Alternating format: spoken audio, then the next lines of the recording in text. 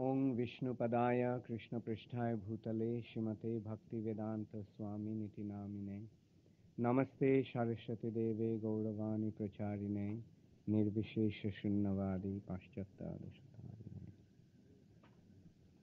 हरे कृष्ण। তাহলে আমাদের এই কোর্সের কি টাইটেল কি বাংলায়? বৈষ্ণব ধর্মের ইতিহাস, the history of our Vaishnav heritage. অদ্বৈত, আমাদের বৈষ্ণব ঐতিহ্যের ইতিহাস, তাই না? বৈষ্ণব ধর্মের ইতিহাস একটা, আবার আমাদের যে ঐতিহ্যমণ্ডিত যে বৈষ্ণব ধর্ম, তারই ইতিহাস। যে আমরা যে পথটি অবলম্বন করেছি সেটি কি তা আমাদের জানতে হবে, তাই না? আমরা কি জাস্ট যে শুধু শুধু এই পথে এসেছি, না কোনো একটা বিশেষ আকর্ষণের জন্য আমরা এই পথে এসেছি? সেই বিশেষ আকর্ষণটি কি সেটি আমাদের জানতে হবে। এবং এই সঙ্গে এটা আমাদের জানতে হবে যে এর থেকে বড়, এর থেকে ভালো, এর থেকে উঁচু, এর থেকে ঐতিহ্যমণ্ডিত আর কিছু আছে? যদি থেকে থাকে তাহলে আমাদের সেটা গ্রহণ করাই উচিত, তাই নয় কি? তাই না? আমাদের থেকে এই পথটা থেকে যদি আরো ভালো কোনো পথ থাকে তাহলে আমাদের কেন সেটা আমরা গ্রহণ করব না? আমরা বিচার করে দেখব যে এর থেকে ভালো পথ আর কিছু আছে, এর থেকে উঁচু কিছু আছে, এর থেকে আরো উৎকৃষ্ট কিছু আছে। ধর্মের পথে মহাপ্রভুর যে দান সেটি সর্বশ্রেষ্ঠ, এবং সেই দানটি আমাদের বিচার করতে হবে। তো এটা আমরা ক্রমে ক্রমে আমরা এগোবো। আজকে প্রথম দিনের ক্লাসে আমরা সংক্ষেপে আলোচনা করব যে আমরা কি বিষয় নিয়ে আমাদের এই ক্লাসে আমরা আলোচনা করব, এবং তারপরে আমরা আরো আজকের ক্লাসের পরে 8টা আরো ক্লাস হবে, এবং তারপরে লাস্ট দিন 15 পরীক্ষা হবে। এবং পরীক্ষায় আমি চাই সকলে যেন খুব ভালোভাবে পাশ করো তোমরা, ঠিক আছে? আর পরীক্ষার জন্য প্রস্তুতির জন্য যত প্রশ্ন থাকতে পারে, যত জিজ্ঞাসা থাকতে পারে, সব তোমরা জিজ্ঞাসা করতে পারো। আচ্ছা, আরেকটা আমরা আজকে তো আমরা প্রতিদিনই ক্লাস শুরু করব একটা ভগবানের প্রার্থনা করে বা ভগবত ভক্তের বন্দনা করে। আজকে আমরা প্রভুপাদের প্রণতি, পঞ্চতত্ত্ব মহামন্ত্র এবং হরে কৃষ্ণ মহামন্ত্র করলাম। কাল থেকে আমরা করব ক্লাসের প্রথমে জাস্ট শুদ্ধ ভগত চরণ রেণু এর প্রথম স্তবকটি। শুদ্ধ ভগত চরণের রেণু কার কার জানা আছে? আচ্ছা, তাহলে ওটা প্রিন্ট করে নিও, একটা কপি। কে প্রিন্ট করতে পারবে এখানে? বিবিটি কে আছে? তাহলে হাত তুলছে না কেন? কি হয়েছে? বুঝতে পারেনি? ও আচ্ছা, না, শুধু একটা লাইনই আমরা একটা স্তবকই গাইব। শুদ্ধ ভকত চরণ রেণু ভজন অনুকূল, ভকত সেবা পরম সিদ্ধি প্রেম লতিকার মূল। এইটি শুধু এই স্তবকটি।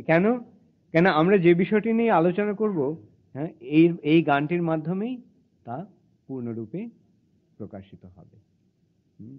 এই যে পথ, এই যে শুদ্ধ ভক্তির পথ, এই শুদ্ধ ভক্তির পথে প্রবেশ করার এবং অগ্রসর হওয়ার একমাত্র পন্থা কি?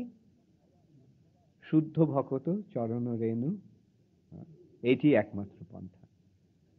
শুদ্ধ ভক্তের কৃপা ব্যতীত এই পথে এগোনো যাবে না। এইটা আমাদের সবার আগে বুঝতে হবে। দুটো জিনিস বুঝতে হবে। একটা হচ্ছে যে ভক্তির পথে আমার এই যে চৈতন্য মহাপ্রভুর প্রদত্ত যে প্রেম ভক্তি, এটি হচ্ছে সর্বশ্রেষ্ঠ। সমস্ত ধর্ম আচরণের মধ্যে ভক্তি হচ্ছে শ্রেষ্ঠ, ভক্তির মধ্যে শুদ্ধ ভক্তি হচ্ছে শ্রেষ্ঠ, এবং শুদ্ধ ভক্তির মধ্যে প্রেম ভক্তি হচ্ছে শ্রেষ্ঠ, এবং সেই প্রেম ভক্তি শ্রী চৈতন্য মহাপ্রভু প্রদান করেছেন। হ্যাঁ, তো আমরা শ্রী চৈতন্য মহাপ্রভুর প্রদর্শিত বা শ্রী চৈতন্য মহাপ্রভুর প্রদত্ত সেই শুদ্ধ ভক্তির পথ আমরা অবলম্বন করেছি। হ্যাঁ, এটা সকলে বুঝতে পারছো? হ্যাঁ, সকলে জানো? হ্যাঁ, শ্রী চৈতন্য মহাপ্রভুর দান কি? চৈতন্য চন্দ্রের দয়া, করহ বিচার, বিচার করিলে চিত্তে পাবে চমৎকার। কেন? কেননা এটি হচ্ছে সর্বশ্রেষ্ঠ পন্থা। এবং চৈতন্য মহাপ্রভুর শিক্ষা কি? আরাধ্য ভগবান ব্রজেশ তনয়, স্তদ্ধাম বৃন্দাবনম। আরাধ্য ভগবান হচ্ছেন ব্রজেন্দ্র নন্দন শ্রীকৃষ্ণ, আর তার ধাম হচ্ছে বৃন্দাবন। রম্মা কাচিদ উপাসনা ব্রজবধূ বর্গেন যা কল্পিতা। এবং ব্রজবধূ অর্থাৎ ব্রজ গোপিকারা যেভাবে শ্রী কৃষ্ণের সেবা করেছিলেন, আরাধনা করেছিলেন, সেটি হচ্ছে সর্বশ্রেষ্ঠ আরাধনা। রম্মা কাচিদ উপাসনা ব্রজবধূ বর্গেন যা কল্পিতা। শ্রীমদ্ ভাগবতম প্রমাণম অমলম। এবং তার প্রমাণ হচ্ছে শ্রীমদ্ ভাগবত, অমল পুরাণ। প্রেমা পুমার্থ মহান। এবং কৃষ্ণ প্রেম প্রাপ্তি হচ্ছে সর্বশ্রেষ্ঠ প্রাপ্তি। পুমার্থ মহান, পুরুষার্থ, সমস্ত পুরুষার্থ বা সমস্ত সিদ্ধির চরম সিদ্ধি হচ্ছে কৃষ্ণ প্রেম। এবং এইটি হচ্ছে শ্রী চৈতন্য মহাপ্রভুর মত। শ্রী চৈতন্য মহাপ্রভুর মতমিদম তত্রাদর না পর। আদরের সঙ্গে সেইটিকেই গ্রহণ করো, সেইটি গ্রহণ করো, আর কোনো কিছু গ্রহণ করার প্রয়োজন নেই। সেই জন্যই আমরা এই শুদ্ধ ভগত চরণ রেণু গানটি গেয়ে আমরা আমাদের ক্লাস শুরু করি, যাতে আমরা সবসময় মনে রাখতে পারি যে এই যে পথে আমরা এগোতে চাইছি, হ্যাঁ, সেই পথে এগোনোর মূল উপায় কি, সর্বশ্রেষ্ঠ উপায় কি? শুদ্ধ ভগত চরণ।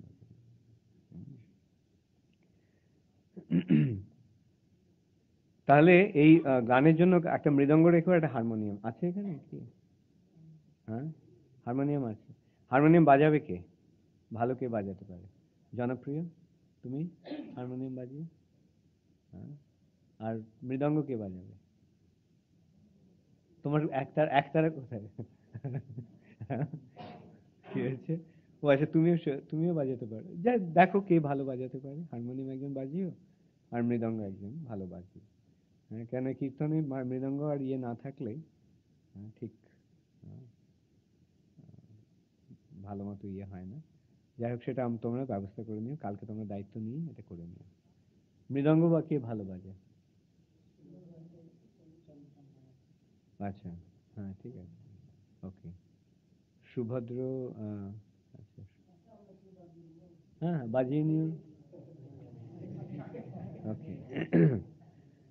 আচ্ছা, তাহলে আমরা আজকে যে বিষয়ে আলোচনা করব সেটি হচ্ছে যে আমাদের যে এই যে আলোচনা কি ব্যাপারে, আমাদের এই যে বৈষ্ণব ধর্মের ঐতিহ্য বলতে কি বোঝাচ্ছে, এবং তার ইতিহাসটি কি। ইতিহাস শব্দটির অর্থ কি? ইতিহাস, ইতিহাস মানে হচ্ছে ধারাবাহিক বিবরণ, ধারাবাহিক বিবরণ, অর্থাৎ কালক্রমে যা ঘটছে তার বিবরণ। ইতিহাস আর পুরাণের মধ্যে পার্থক্য কি জানো? ইতিহাসটা ধারাবাহিক ভাবে হয়, বছর বছর গুণে, বা ক্রমপর্যায়ে তার বিবরণ হয়। আর পুরাণ বিভিন্ন সময় বিভিন্ন জায়গা থেকে ওটা সত্যযুগের কোনো ঘটনা, তারপরেই কলিযুগের কোনো ঘটনা হতে পারে, তবে সেই ঘটনাগুলি ভগবান এবং ভগবানের ভক্ত সম্বন্ধীয়। তা আমরা এই ক্লাসে আমরা ইতিহাস, বৈষ্ণব ঐতিহ্যের ইতিহাসটি আমরা আলোচনা করব। ইতিহাস মানে কালের কালক্রমে ক্রমিকভাবে তার বিবরণ। আচ্ছা, এখন এই যে ক্রমিক বিবরণ, সেটা নিয়ে আমরা যখন বিচার করতে যাই তখন দেখতে পাই কি, যে সৃষ্টির শুরুতেই এই বৈষ্ণব ধর্মের আমরা বিবরণ পাচ্ছি। কিরকম ভাবে? যে কৃষ্ণ প্রথমে ব্রহ্মাকে এই জ্ঞানটি দান করলেন, তাই না? তাহলে আমরা দেখতে পাচ্ছি সৃষ্টির শুরুতেই বৈষ্ণব ধর্মের উদ্ভব হলো। কৃষ্ণ ব্রহ্মাকে যে তত্ত্বটি দান করলেন সেটি কি তত্ত্ব? বৈষ্ণব, বৈষ্ণব ধর্মের প্রবর্তন করলেন। তাই ব্রহ্মা হচ্ছেন আমাদের আদি গুরু। আবার এই আরো যদি আমরা গভীরে যাই তাহলে দেখতে পাই যে এই যে বৈষ্ণব ধর্মের শুরু কিন্তু কেবল ব্রহ্মা দিয়ে হলো না। বৈষ্ণব ধর্ম অনাদি। বৈষ্ণব ধর্ম অর্থাৎ এই জগৎ সৃষ্টির সময় যে বৈষ্ণব ধর্মের উদ্ভব হলো তা নয়। এই জগৎ সৃষ্টির আগেও চিৎ জগতে সকলেই বৈষ্ণব, তাই না? চিৎ জগতে সকলে কি বৈষ্ণব? তাহলে বৈষ্ণব ধর্মের কোনো আদি আছে? আদি মানে কালের শুরু হওয়ার আগে থেকেই তো বৈষ্ণব ধর্ম রয়েছে। তাহলে বৈষ্ণব ধর্ম অনাদি। তবে আমরা যদি ক্রমিকভাবে কালক্রমে যদি তার বিচার করি তাহলে আমরা দেখতে পাই এই ব্রহ্মাণ্ডের শুরু হলো কখন, কিভাবে এই ব্রহ্মাণ্ডের শুরু হলো সকলে জানা আছে। এই ব্রহ্মাণ্ডের উৎপত্তি কিভাবে হয়েছিল? কে কে জানো না? হাত তোলো। ব্রহ্মাণ্ডের উৎপত্তি জানো না? আচ্ছা, ওকে। এই ব্রহ্মাণ্ডের উৎপত্তি কিভাবে হয়? ভগবানের নাভিপদ্ম থেকে,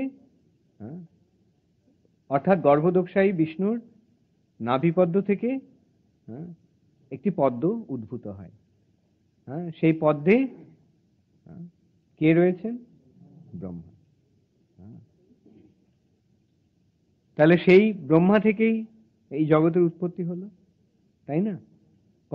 প্রত্যেকটা ব্রহ্মাণ্ডে এইভাবে একজন গর্ভদোষায়ী বিষ্ণু আছেন এবং তার নাভিপদ্ম থেকে একজন ব্রহ্মার উৎপত্তি হচ্ছে।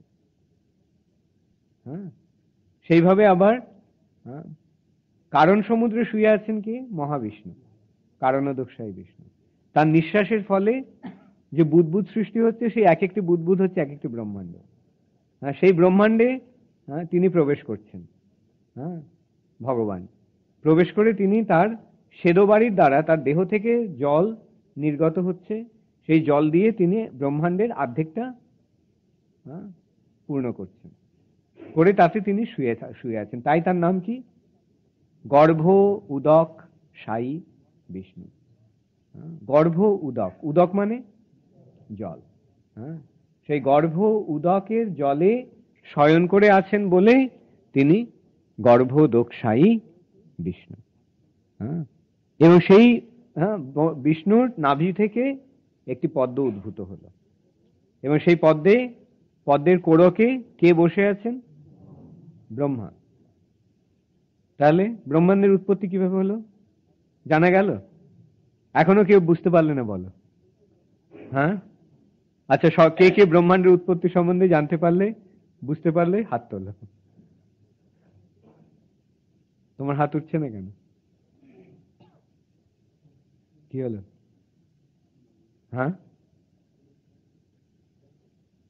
না, তুমি বুঝতে পেরেছো? আচ্ছা আচ্ছা, ঠিক আছে, বোঝা দিয়ে হচ্ছে কথা। তাহলে সকলে বুঝতে পেরেছো? ওকে। তাহলে গর্ভদোষায়ী বিষ্ণুর নাভিপদ্ম থেকে ব্রহ্মার উৎপত্তি হয় প্রত্যেকটি ব্রহ্মাণ্ডে।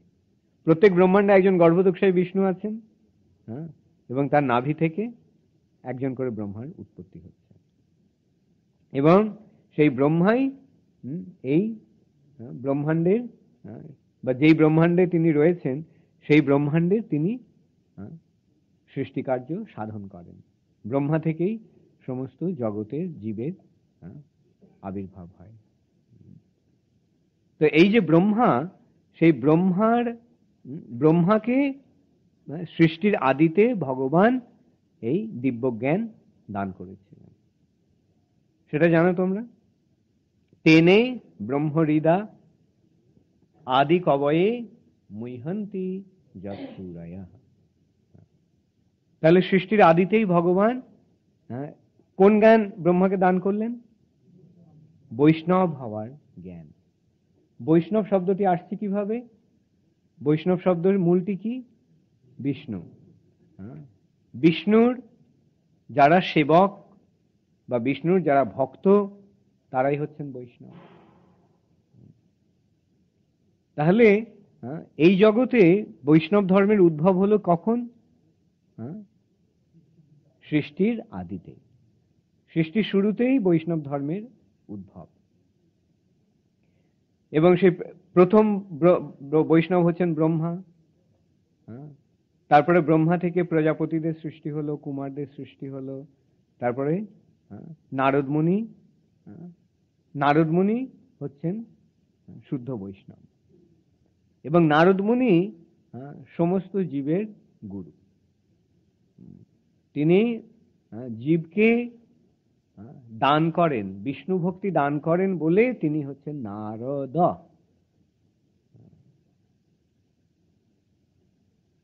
এইভাবে নারদ মুনির কৃপাতে সমস্ত জীব বৈষ্ণব হওয়ার সুযোগ লাভ করে। আমরা তাই দেখতে পাই শ্রীমদ্ ভাগবতে প্রায় সকলেই নারদ মুনির সান্নিধ্যে এসে বিষ্ণু ভক্তি লাভ করছেন, তাই না? প্রহ্লাদ মহারাজ নারদ মুনির কাছ থেকে লাভ করলেন বিষ্ণু ভক্তি। ধ্রুব মহারাজ নারদ মুনির কাছ থেকে। এইভাবে মৃগারী নারদ মুনির কাছ থেকে। এখন এই যে নারদ মুনি যে ইয়েতে দান করেন, যে বৈষ্ণব তত্ত্বটি বা যে বৈষ্ণব শিক্ষা দান করেন, বিষ্ণু ভক্তির শিক্ষা, সেটি হচ্ছে শুদ্ধ বৈষ্ণব ধর্ম। বৈষ্ণব আবার বা ভক্তি অনেক রকমের হয়, সেগুলি সাধারণত তিনটি পর্যায়ে পড়ে। ভক্তির তিনটি পর্যায় রয়েছে। একটি হচ্ছে কর্মমিশ্রা ভক্তি, আরেকটি হচ্ছে জ্ঞানমিশ্রা ভক্তি, আরেকটি হচ্ছে শুদ্ধ ভক্তি। যতক্ষণ পর্যন্ত কর্মের প্রতি আসক্তি আছে ততক্ষণ পর্যন্ত তারা কর্মমিশ্রা ভক্ত। হরি বল। ওকে ঘুমাচ্ছে। কি হলো, ঘুম পাচ্ছে? আচ্ছা, জেগে থাকার চেষ্টা করো। তো শুদ্ধ ভক্তি, তাহলে শুদ্ধ ভক্তির লক্ষণটি কি? শুদ্ধ ভক্তির লক্ষণ হচ্ছে অন্নাভিলাষিতা শূন্যম জ্ঞান কর্মাদ অনাবৃতম আনুকূল্যেন কৃষ্ণানুশীলনম ভক্তির উত্তম। এই যে উত্তম ভক্তি, এই উত্তম ভক্তিটি কি না? অন্য অভিলাষ শূন্য। অন্য অভিলাষ মানে জড়জগতের ভোগ করার বাসনা এবং জড়জগতের ত্যাগ করার বাসনা। ভোগ এবং ত্যাগ, দুটি বাসনাই বর্জন করে অন্য অভিলাষ, কৃষ্ণ সেবা ব্যতীত অন্য যা কিছু অভিলাষ, সেই সমস্ত অভিলাষ ত্যাগ করে অন্নাভিলাষিতা শূন্যম জ্ঞান কর্মাদ অনাবৃতম। কর্মটা কি? ভক্তি হলো, ভক্তি হচ্ছে কৃষ্ণের শরণাগত হলো, কিন্তু তবুও ভগবানের আনুগত্য মানা হলো, কিন্তু তবুও জড় সুখ ভোগের বা ইন্দ্রিয় তৃপ্তি সাধনের ইচ্ছা রয়েছে। তাহলে সেটি কিরকম ভক্তি? সেটি কর্মমিশ্রা ভক্তি। কর্মমিশ্রা ভক্তির স্তরে কারা পড়ছে? স্বর্গের দেবতারা। হ্যাঁ, কর্মীরা তো আছেই জড়জগতে। কর্মীরা তো ভক্ত নয়, কর্মীরা কর্মী। কর্মীরা যারা ভগবানকে মানে না তারা কর্মী। শুধু যারা জড়জগৎ থেকে ভোগ করতে চায় তারা কর্মী। কিন্তু কর্মমিশ্রা ভক্ত তারা হচ্ছেন, তারা ভগবানকে মানছে কিন্তু জড়জগৎকে ভোগ করার বাসনাও রয়েছে। তো এই স্তরে সাধারণত যারা কনিষ্ঠ ভক্ত তারা এই স্তরে পড়ে। তাদের জড়জগৎকে ভোগ, কৃষ্ণ ভক্তির পথে আসা হলো, কিন্তু জড়জগতের ভোগ বাসনা রয়ে গেছে। যেমন স্বর্গের দেবতারা, স্বর্গের দেবতারা কি করে? তারা নারায়ণকে মানে। এমনকি নারায়ণ তাদের প্রতি এত সন্তুষ্ট যে তাদেরকে রক্ষা করার জন্য তিনি আসেন। স্বর্গের দেবতাদের রক্ষা করার জন্য যখন অসুরেরা উৎপাত করে, তখন ভগবান আসেন, এসে দেবতাদের রক্ষা করেন। এমনকি তিনি ইন্দ্রের ভাই রূপে এসেছেন, ইন্দ্রের ছোট ভাই হয়ে এসেছেন বামনদেব। এবং ইন্দ্র যখন তাকে কিছু নিবেদন করেন, তখন তিনি তা স্বহস্তে গ্রহণ করেন। তাহলে ওরা কত বড় ভক্ত ভেবে দেখো। কিন্তু তা সত্ত্বেও কি হচ্ছে? তাদের ভোগ বাসনা রয়ে গেছে, স্বর্গ সুখ ভোগ করতে চায়, তাই না? এই যেহেতু তাদের ভোগ বাসনা রয়েছে, তারা ভক্ত হওয়া সত্ত্বেও তারা শুদ্ধ ভক্ত নয়, তারা কর্ম মিশ্রা ভক্ত। আর যারা ভোগ বাসনা ত্যাগ করে এই জড়জগতের বন্ধন থেকে মুক্ত হতে চায়, তারা হচ্ছে জ্ঞানী। এবং যে ভক্তের সেই কৈবল্য লাভ বা মুক্ত হওয়ার বাসনা থাকে, তারাও শুদ্ধ ভক্ত নয়। এবং এই দিক দিয়ে বিচার করলে দেখা যায় যে অনেক বৈষ্ণবেরাও সেই রকম জ্ঞানমিশ্রা ভক্ত। জ্ঞানমিশ্রা ভক্ত যেমন মহাপ্রভু যখন উডুপিতে গিয়েছিলেন, তখন মধ্বাচার্যের যারা অনুগামী তত্ত্ববাদী, সেই তত্ত্ববাদীদের সঙ্গে তার আলোচনা হয়। সেই আলোচনায় তিনি এই কথাটি প্রকাশ করেন, তত্ত্ববাদীদের বিচার হচ্ছে যে মুক্তি হচ্ছে ভক্তির লক্ষ্য। তারা মুক্তি মানে কৈবল্য বা সাযুজ্য মুক্তি নয়, তারা সামীপ্য, সারূপ্য, সালোক্য এবং শাষ্টি, এই 4 রকমের মুক্তি কামনা করে। তারা বৈকুণ্ঠে ভগবানের কাছে ফিরে যেতে চায়। তো মহাপ্রভু তাদেরকে প্রশ্ন করলেন, সেই তত্ত্ববাদীদের যে আচার্য মহান্ত, তাকে জিজ্ঞাসা করলেন যে তাহলে শাস্ত্রে তো বলা হচ্ছে যে ভক্তকে মুক্তি দেওয়া হলেও ভক্ত সেটা গ্রহণ করতে চায় না। অর্থাৎ ইয়েতে বলা হচ্ছে যে ভগবান নিজেই বলছেন, যে কপিলদেব বলছেন যে দীয়মানং ন গৃহন্তি বিনা মৎসেবনং জনা। যে দীয়মানং, তাদেরকে মুক্তি দেওয়া হলেও তারা সেটা গ্রহণ করতে চায় না। তাহলে সেটি যদি ভক্তকে যদি মুক্তি দেওয়া হলেও ভক্ত সেটি গ্রহণ করতে চায় না ভগবানের সেবা ছাড়া, তাহলে সেই মুক্তি কেন আমাদের লক্ষ্য হবে? এবং তিনি আরেকটি শ্লোকের উল্লেখ করেন, যে মুক্তিদেবী মুকুলিতাঞ্জলি হয়ে ভক্তের কাছে প্রার্থনা করে তাকে যেন সেবা করার সুযোগ দেওয়া। তাহলে যেখানে মুক্তিদেবী করজোড়ে ভক্তের কাছে প্রার্থনা করছেন যে আমাকে সেবা করার সুযোগ দান করুন, তাহলে সেই মুক্তি কেন তারা গ্রহণ করবে? তাই না? তো যুক্তিযুক্ত কথা। এইভাবে মহাপ্রভু তাদেরকে বোঝালেন যে এই যে মুক্তির আকাঙ্ক্ষা তোমরা করছো ভক্তির মাধ্যমে, সেটি প্রকৃতপক্ষে ভক্তির লক্ষণ নয়। তাহলে ভক্তির উদ্দেশ্য কি? ভক্তির উদ্দেশ্য হচ্ছে প্রেম। প্রেমা পুমার্থ মহান। ভগবানের প্রতি প্রেম অর্জন করাটি হচ্ছে ভক্তির উদ্দেশ্য। এবং সেই প্রেম ভক্তি হচ্ছে শুদ্ধ ভক্তির চরম স্তর। তাহলে ভক্তি 3 রকমের: কর্মমিশ্র ভক্তি, জ্ঞানমিশ্র ভক্তি এবং শুদ্ধ ভক্তি। আর শুদ্ধ ভক্তির চরম স্তরটি কি? প্রেম ভক্তি। এখন সেই প্রেম ভক্তি মহাপ্রভু দান করতে এসেছেন। আর সেই প্রেম ভক্তি লাভের উপায়টি কি?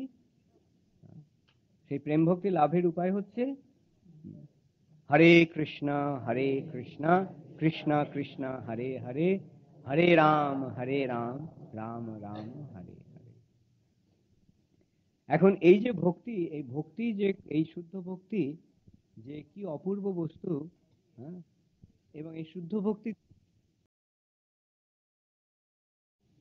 রকম জাতি কুলাদি বিচার নেই, যেই ভজে সেই বড়, অভক্তহীন ছাড়, কৃষ্ণ ভজনে নাহি জাতি কুলাদি বিচার। যেই ভজে সেই বড়।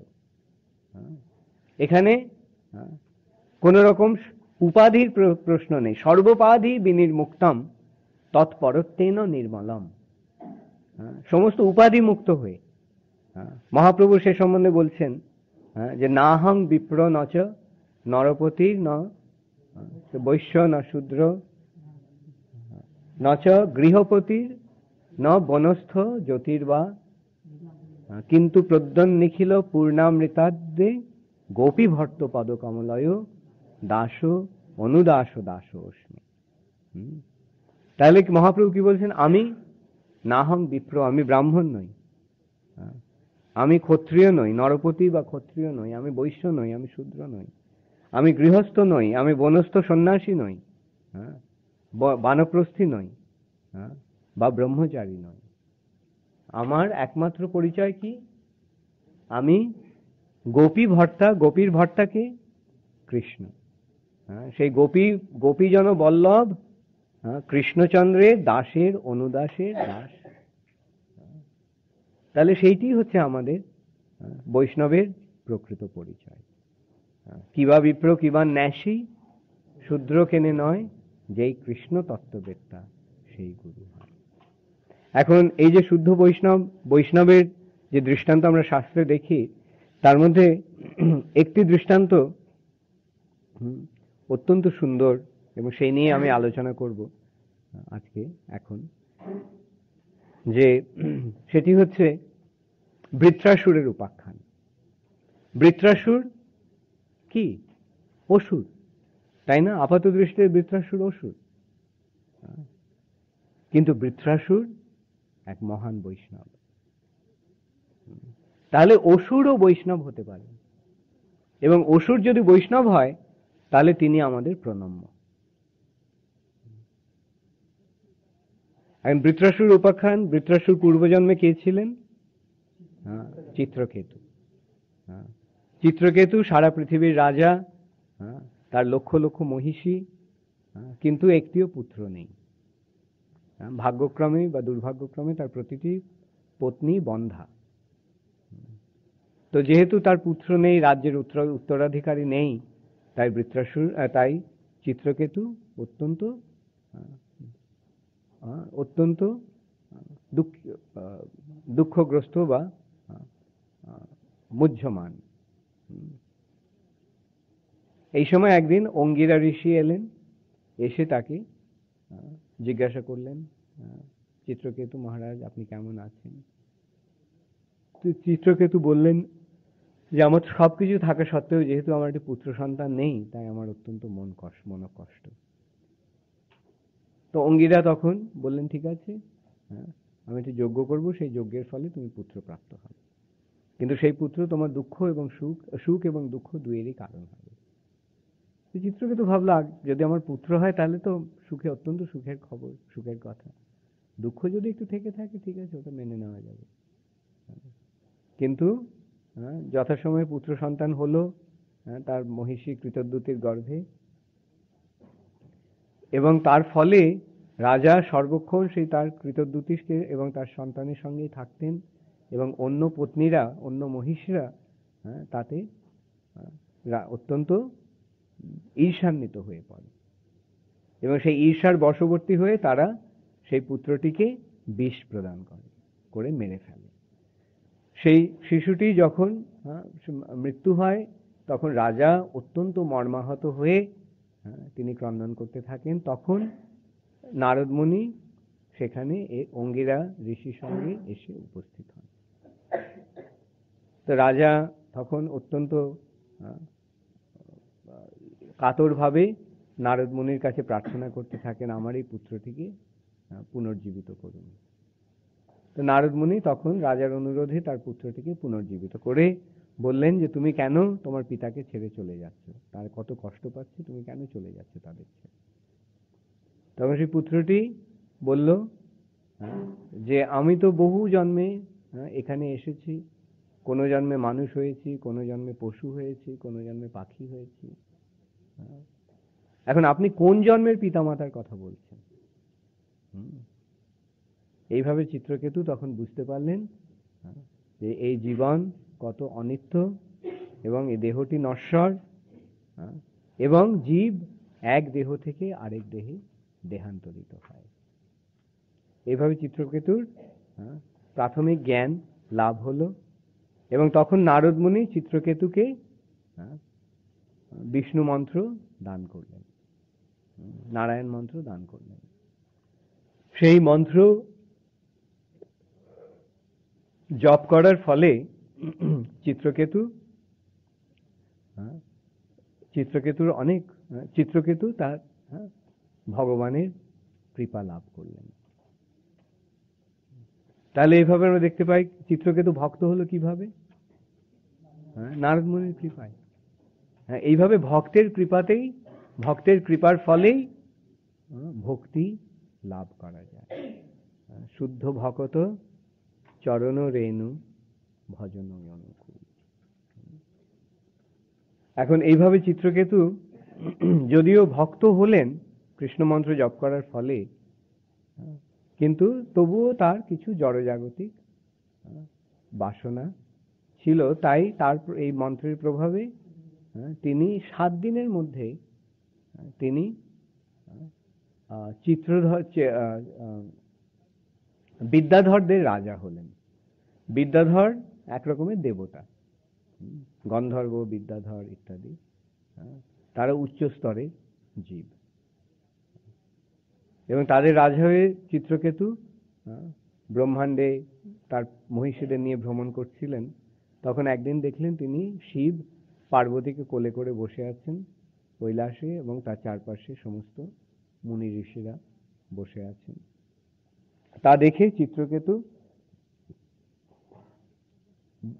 তার মন্তব্য করলেন যে এই কিরকম আচরণ শিবের, মহাদেব তিনি এত মহান উন্নত স্তরের জীব, অথচ তিনি এই সাধু সমাবেশে তিনি তার পত্নীকে কোলে নিয়ে বসে আছেন। এইভাবে শিবের সমালোচনা করার ফলে পার্বতী চিত্রকেতুকে অভিশাপ দিলেন যে তুমি অসুর যোনি প্রাপ্ত হবে। এই সম্বন্ধে শ্রীমদ্ ভাগবতে বলা হচ্ছে যে চিত্রকেতু যদিও পার্বতীকে অভিশাপ দিতে পারতেন, তার এই অভিশাপের প্রতি অভিশাপ দিতে পারতেন, কিন্তু চিত্রকেতু সেটা করেননি। এখন এইটি বৈষ্ণবের আচরণ, যে বৈষ্ণব সবকিছুই ভগবানের কৃপা রূপে মাথা পেতে গ্রহণ করে নেন। বৈষ্ণব কোনো কিছুর প্রতিবাদ করেন না। চিত্রকেতুও প্রতিবাদ করলেন না। চিত্রকেতু নিঃশব্দে সেখান থেকে চলে গেলেন, এবং সেই পার্বতীর অভিশাপের ফলে চিত্রকেতু বৃত্রাসুর রূপে জন্মগ্রহণ করলেন, বা বৃত্রাসুর রূপে আবির্ভূত হলেন। এবং সে এত প্রভাবশালী, এত বীর্যবান ছিলেন তিনি, যে তিনি স্বর্গরাজ্য অধিকার করে নিলেন, দেবতাদের পরাস্ত করলেন, ত্রিভুবন জয় করলেন। দেবতারা পর্যন্ত তার কাছে হেরে গেল। এমনই বৈষ্ণবের ক্ষমতা।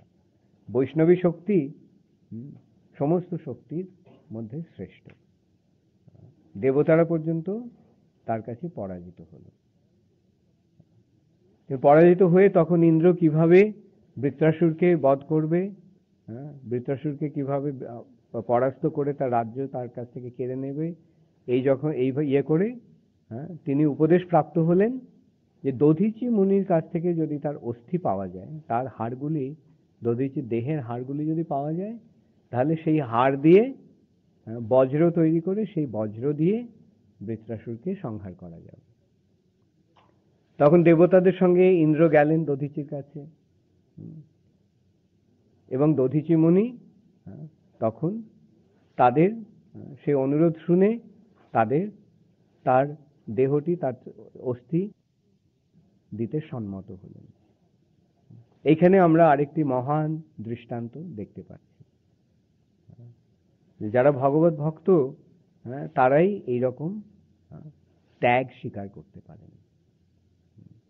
দধিচি বললেন, ঠিক আছে, এই দেহটি তো নশ্বর, আজকে নয়তো কালকে, নয়তো 100 বছর পরে এই দেহটি তো নষ্ট হবে।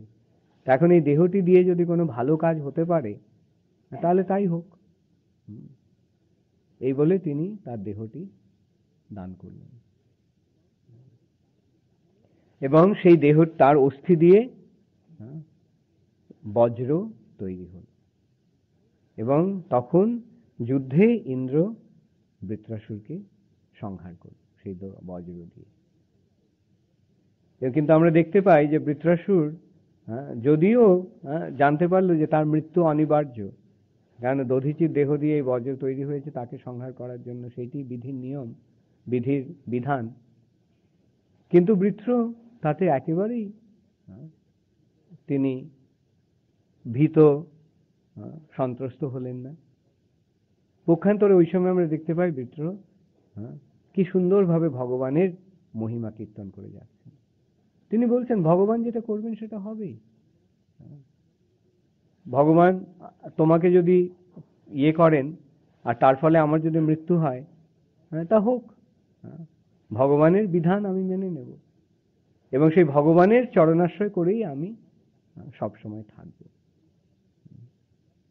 তাহলে এইভাবে আমরা দেখতে পাচ্ছি যে ভগবানের যিনি ভক্ত, তিনি যে অবস্থাতেই থাকুন না কেন তিনি সর্বশ্রেষ্ঠ। এইভাবে আমরা দেখতে পাচ্ছি একজন অসুর পর্যন্ত কিভাবে ভগবানের শুদ্ধ ভক্ত হতে পারে। এবং এখানে আমরা দেখতে পাচ্ছি বৃত্র, একদিকে বৃত্রাসুর, আরেকদিকে ইন্দ্র। এখন এই দুজনের মধ্যে কে শ্রেষ্ঠ? বৃত্রাসুর। ইন্দ্র কি করছে? তার নিজের সুখ ভোগের জন্য সে অন্যকে তার দেহটি পর্যন্ত ত্যাগ করতে বলছে, তাই না? এখানে আমরা দেখতে পাচ্ছি কর্মমিশ্রা ভক্তের দৃষ্টান্ত। তারা নিজের সুখে ভোগের জন্য যে কিছু করতে প্রস্তুত আছে। ঠিক আছে, দধিচি মনে, ঠিক আছে, দিয়ে দেখ, কি আছে, শরীরটা ও মরবে মরবে, আমি তো সুখ ভোগ করবো, এইরকম হচ্ছে ওদের মনোভাব। অথচ শুদ্ধ ভক্ত সে কোনো কিছুর পরোয়া করেন না। সেইটি হচ্ছে বৃত্রাসুরের মাহাত্ম্য। এমনই হচ্ছে শুদ্ধ ভক্তির প্রভাব এবং শুদ্ধ ভক্তের মহিমা, এবং সেইটিই হচ্ছে আমাদের, আমরা যে পথটি অবলম্বন করছি এইটি হচ্ছে তার দৃষ্টান্ত। আচ্ছা, তাহলে এখন আমরা 10 মিনিট আছে, আমরা প্রশ্ন করতে পারি, যা কারো যদি কোনো প্রশ্ন থাকে। জনপ্রিয় একটা ইয়েটা দেবেন, মাইক্রোফোনটা দিয়ে।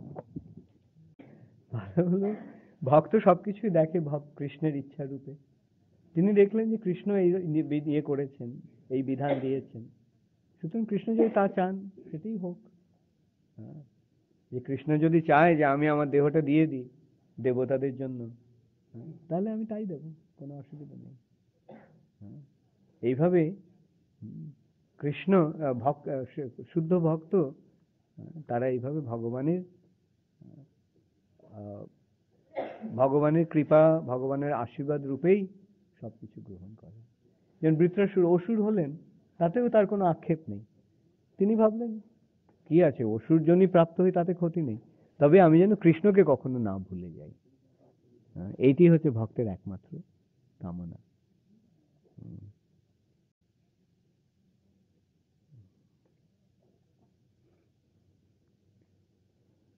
গোবিন্দনন্দ ইয়েটা দিয়ে দাও। আচ্ছা আচ্ছা, ঠিক আছে, তারপরে আমি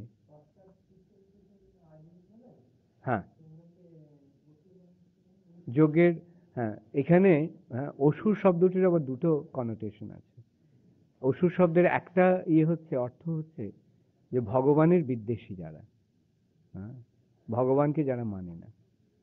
আর এখানে বৃত্রাসুরের অসুরের আরেকটি হচ্ছে, অর্থ হচ্ছে যে যারা সুর অথবা দেবতাদের বিদ্বেষী। বৃত্রাসুর ভগবত বিদ্বেষী নন, তিনি দেবতাদের বিরোধী, স্বর্গের দেবতাদের বিরোধী, সুরদের বিরোধী বলেই তিনি অসুর। ওকে, তোমার প্রশ্নটি? হ্যাঁ,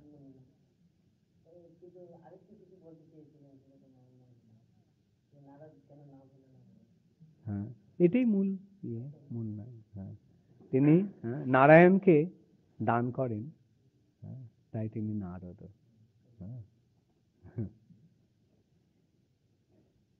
হ্যাঁ, হরে কৃষ্ণ। হ্যাঁ, জ্ঞানমিশ্র ভক্ত, জ্ঞানমিশ্র ভক্তের অনেক দৃষ্টান্ত আছে, যেমন শাস্ত্রে করা হচ্ছে ভীষ্মদেবকে জ্ঞানমিশ্র ভক্তের পর্যায়ে দেওয়া হয়েছে, ভীষ্মদেব। তারপরে কুমারদেরও একটা স্তরে তারা জ্ঞানমিশ্র, জ্ঞানমিশ্র চিরকালই যে জ্ঞানমিশ্র ভক্ত তা নয়, তারা একটা স্তরে জ্ঞানমিশ্র থেকে তারপরে তারা শুদ্ধ ভক্তের স্তরে আসবেন। ক্রম উন্নতি হবে। যেমন কুমারেরা একসময় জ্ঞানমিশ্র ভক্ত চতুষ্ষণ, তারপরে আবার তারা শুদ্ধ ভক্ত। তো এই যে যেটা বললাম মধ্যাচার্যের অনুগামী যারা তত্ত্ববাদী, একদিক দিয়ে তারাও জ্ঞানমিশ্র ভক্ত। যারা কামনা করে, মুক্তি কামনা করে, তারা জ্ঞানমিশ্র ভক্ত না।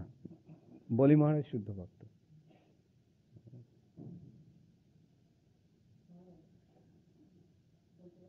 হ্যাঁ,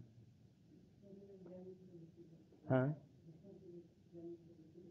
বিষ্ণুদেবের জ্ঞানমিশ্র ভক্তি কেন? তিনি শাস্ত্রের নীতি নিয়েই তিনি, নীতির ওপরে তিনি বেশি জোর দিয়েছেন, কৃষ্ণ ভক্তির ওপরে জোর দেন, মানে কৃষ্ণ ভক্তির থেকে ন্যায় নীতির ওপরে জোর দিয়েছেন। হ্যাঁ, পাণ্ডবদের পক্ষ অবলম্বন করছেন না কেন? কেননা ক্ষত্রিয় ধর্ম হচ্ছে যে যার অন্ন খাবে, হ্যাঁ, তার পক্ষ অবলম্বন করবে। যেহেতু দুর্যোধনের অন্ন খেয়েছেন, তাই দুর্যোধনের পক্ষ অবলম্বন করছেন। হ্যাঁ, কিন্তু সেটা আবার অন্তিম সময়ে তিনি সেটি ত্যাগ করে গেছেন, শুদ্ধ ভক্তি লাভ করছেন দেখা যাচ্ছে।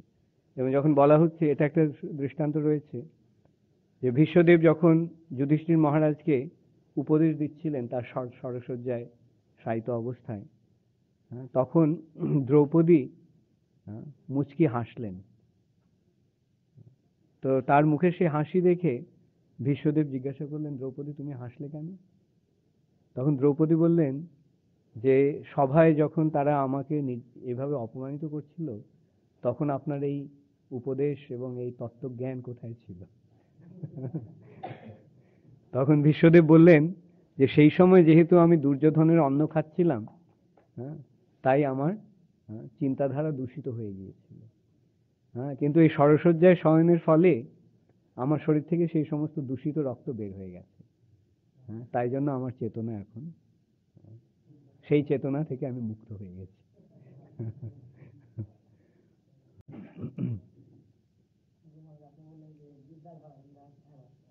বিদ্যাধরেরা উচ্চতর লোকে আছে, ভূর লোকের উপরে তো ভূবর লোক, সেই ভূবর লোক, স্বর্গলোক, তারা ওই দুটো লোকে যাতায়াত করে, গমনাগমন করে। যেমন গন্ধর্বরা, তারা স্বর্গেও আছে, আবার এই ইয়ে লোকেও আছে, ভূবর লোকেও আছে। স্বর্গলোক থেকে ডেকে পাঠালে তখন স্বর্গলোকে যায়।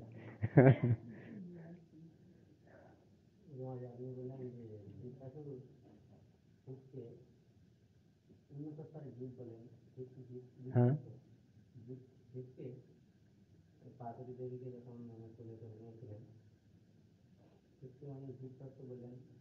জীবতত্ত্ব বলে না। ও আচ্ছা, আচ্ছা, হতে পারে। না, জীব অর্থে এখানে মানে পুরুষ। তিনি এত উচ্চ মার্গের পুরুষ হওয়া সত্ত্বেও, এত উচ্চ মার্গের ব্যক্তি হওয়া সত্ত্বেও, যে তিনি এইভাবে আচরণ করছেন। আচ্ছা, জীবটা ওটা জীব, শিব জীব তত্ত্ব নন, তিনি শিব তত্ত্ব।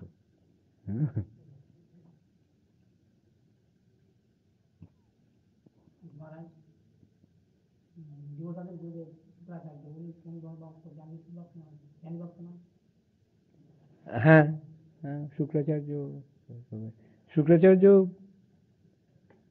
তাকে ভক্ত স্তরে নিশ্চয়ই আনা যেতে পারে, হ্যাঁ, কিন্তু তা তিনি কর্মের শিক্ষা দেন, শুক্রের আচার্য, হ্যাঁ, তাই না? তার ওই জড় ভোগের, হ্যাঁ, শুক্র হচ্ছে জড় ভোগের ভিত্তি, তাই না? আর তার আচার্য হচ্ছেন তিনি। তিনি শিক্ষা দেন কিভাবে জড় জগৎকে আরো বেশি করে ভোগ করা যায়। হ্যাঁ, তাই জন্য বলি মহারাজ শুক্রাচার্যকে ত্যাগ করলেন। তিনি শুক্রাচার্যকে সেই দিক দিয়ে ঠিক ভক্তের স্তরে ফেলা যায় না। শুক্রাচার্য জ্ঞানী ভক্তের স্তরে ফেলা হয়েছে, আচ্ছা, হতে পারে। তার যদি ভক্তের স্তরে ফেলা যায়, বড় জোর টেনে টুনে জ্ঞানী ভক্ত পাওয়া যেতে পারে। কিন্তু এমনিতে সাধারণ বিচারে বলা যায় যে তিনি ঠিক ভক্তি শিক্ষা দেন না।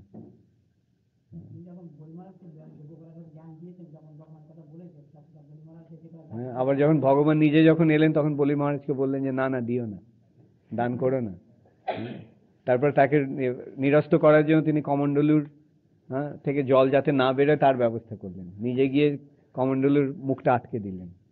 হ্যাঁ, তখন বামনদেব বললেন ঠিক আছে, কিছু হয়তো আটকে আছে। তখন তিনি কুশ ঘাস নিয়ে সেটা ইয়ে করলেন, তার ফলে শুক্রাচার্যের একটা চোখ কানা হয়ে গেল, তাই না? তাহলে এই যে ভক্তির মার্গে যদি এগোতে না দেওয়া হয় শিষ্যকে, তাহলে তিনি কি ধরনের ভক্ত? সেই জন্য বলি মহারাজ তাকে ত্যাগ করলেন। তিনি বললেন, বলি মহারাজ যুক্তি দিলেন, যে গুরুরপ্য অবলিপ্তস্য কার্যাকার্য বিচারত, হ্যাঁ, উৎপথ প্রতিপন্নস্য পরিত্যাগ বিধি। যে কার্যকার্য বিচারত, যে কার্য কি করা কর্তব্য কি করা কর্তব্য নয় সেটা যিনি জানেন না, সেই গুরুকে ত্যাগ করাই বিধি।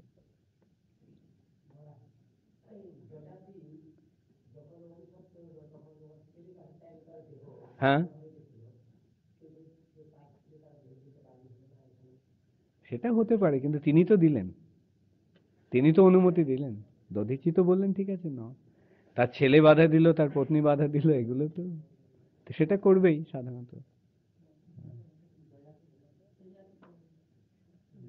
ও যজাতি, হ্যাঁ, কি হয়েছে?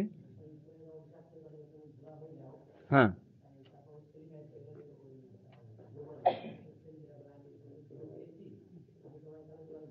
যেহেতু তারা ভক্ত নয়, তাই না?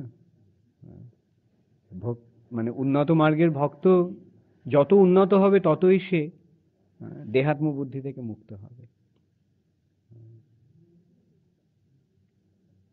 কিন্তু পুরু তো দিল, তার কনিষ্ঠ পুত্র, তাহলে তার সমস্ত ছেলেদের মধ্যে কে শ্রেষ্ঠ?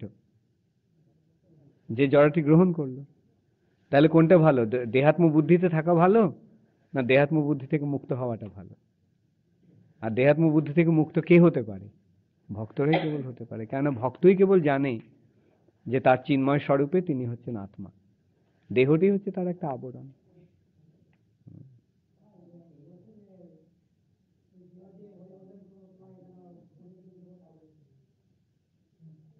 এখন সেই দেহটি দিয়ে যদি কোনো, সেটারও বিচার রয়েছে, সেটারও বিচার রয়েছে যে দেহটি দিয়ে হরিভজন করব, হ্যাঁ, এটারও একটা বিচার রয়েছে ঠিকই। কিন্তু দেহটির মানে যৌবন থাকলেই কি কেবল হরিভজন হয়? হ্যাঁ, আমরা তো দেখি অনেক সময় বার্ধক্য এলেই ভালো। হ্যাঁ, কেন দেহে যখন যৌবন থাকে, হ্যাঁ, তখন এই বিষয়ের প্রতি আসক্তিটাও বেশি থাকে, তাই না?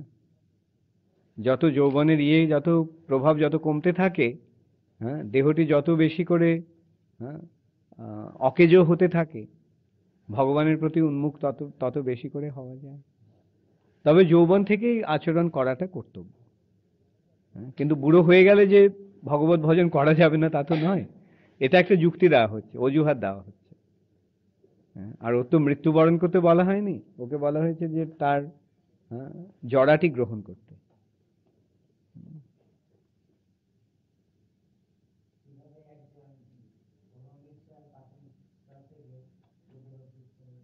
হ্যাঁ, কর্মমিশ্রা ভক্তি ক্রমে ক্রমে ভগবানের কৃপায় শুদ্ধ ভক্তির স্তরে আসা যাবে। ভগবান কৃপা করবেন। আর ভক্তিটা তো জোর করে আদায় করা যায় না। ভক্তের কৃপাতে, ভগবানের কৃপাতে ভক্তি ক্রমে ক্রমে উন্নতি সাধন হয় আমাদের। এই পথে আসা মাত্রই যে আমরা শুদ্ধ ভক্ত হয়ে যাব তা তো নয়। অনেক বাসনা থাকবে, তবে সেই বাসনাগুলি কৃষ্ণের আনুগত্যে সেই বাসনাগুলি চরিতার্থ করা যাবে। যে কৃষ্ণের যদি আমরা শরণাগত হয়ে থাকি, তাহলে কৃষ্ণই দেখবেন কিভাবে আমাদের শুদ্ধ ভক্তির স্তরে নিয়ে আসা যায়। যেমন আমরা দেখতে পাচ্ছি চিত্রকেতুকে তিনি একটি অসুর দেহ দান করলেন, অসুর দেহ দান করে তারপর তাকে শুদ্ধ ভক্তি দান করলেন।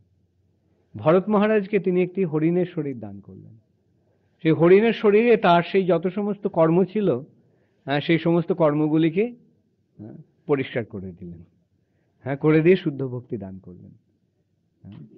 এইভাবে ভগবান তার ভক্তকে শুদ্ধ ভক্তির পথে নিয়ে যান।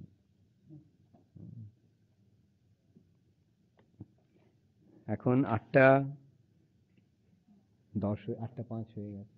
ওকে, লাস্ট। ওকে, আচ্ছা।